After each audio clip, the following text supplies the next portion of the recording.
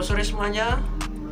Saya Nando dari kelompok akuntansi sektor publik yang menjelaskan tentang urgensi pengembangan akuntansi keuangan sektor publik. Bagian pertama, perkembangan perekonomian dan teknologi yang mencakup sektor swasta berkembang sesuai dengan dinamik model bisnis berkembang sangat cepat dalam era teknologi informasi, dan globalisasi tidak lagi terbatas pada lokasi geografis. Sektor publik akuntansi juga mengalami perkembangan yang pesat, memiliki dimensi dan ruang lingkup yang cukup luas. Pengembangan yang terlihat dalam akuntansi pemerintahan. Akuntansi pemerintahan yang maju sebagian dari akuntansi sektor publik mendukung upaya pemerintah mewujudkan good public governance melalui pengembangan keuangan negara yang transparan dan akuntabel. Terima kasih, saya akan melanjutkan penjelasan dari Nando tadi, yaitu bagian kecil perkembangan akuntansi sektor publik pada tingkat internasional.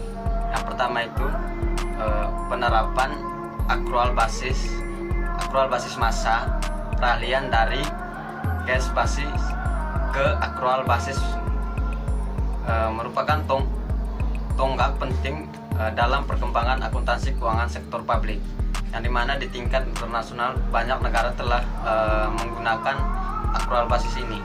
Yang kedua, upaya mengembangkan akuntansi sektor publik berskala internasional. Salah satu hal yang digunakan dalam pengembangan akuntansi keuangan sektor publik berskala internasional melalui konversi IFRM menetapkan dan mencapai sasaran strategis melalui perkembangan IPSAS dan pedoman penyusunan laporan keuangan sektor publik yang berkualitas.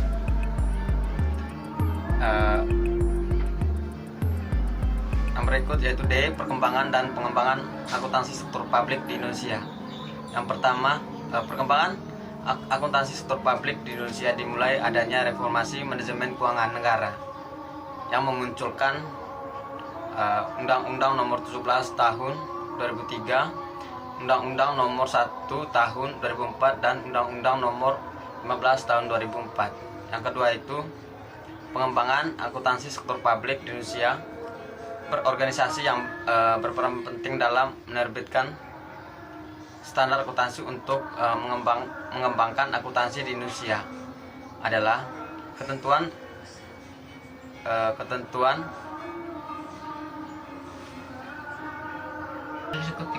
yaitu ketentuan standar akuntansi yang telah dihasilkan oleh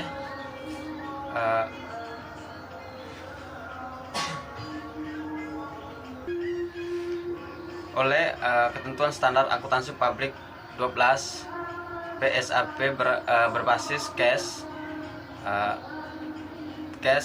toward accrual 13 PSAP dan satu revisi PSAP berbasis accrual 14, Buletin teknis basis cash 10, Buletin teknik basis accrual.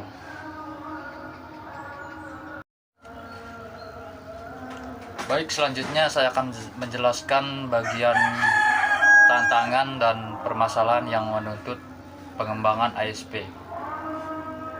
Sebelumnya, perkenalkan, nama saya Giovanni Dipanda. Jadi, lanjut saja pada masuk materi. Pengembangan akuntansi keuangan sektor publik itu harus terus berlanjut untuk mewujudkan kelola pemerintahan yang baik. Namun ada juga kebijakan pemerintah dapat menimbulkan konsekuensi seperti standar akuntansi dan sistem akuntansi khusus, misalnya pengelolaan DD, pembentukan lembaga baru seperti BLU atau BLUD. Kemudian masuk pada upaya dan arah pengembangan ASP di Indonesia. Pengembangan akuntansi sektor publik perlu melibatkan dan perhatian berbagai pihak. IAI sebagai organisasi profesi akuntan ikut berkontribusi terhadap pengembangan akuntansi sektor publik. Yang ketiga, adanya dinamika perekonomian yang semakin meningkat membuat sektor publik dan sektor privat semakin mendekat yang mempengaruhi perlakuan akuntansi pada dua sektor tersebut. Kemudian yang terakhir itu diperlukannya komunikasi yang baik antara IAI dan KSAP atau ketentuan standar akuntansi publik agar dapat melakukan penerapan akuntansi pada sektor privat maupun sektor privat di masa depan, dan diharapkan akuntansi sektor publik dan sektor privat dapat merge dan menjadi milestone pengembangan akuntansi untuk mewujudkan welfare state. Jadi itu saja materi dari kelompok 7 yang membahas tentang urgensi pengembangan akuntansi keuangan sektor publik. Sekian, terima kasih.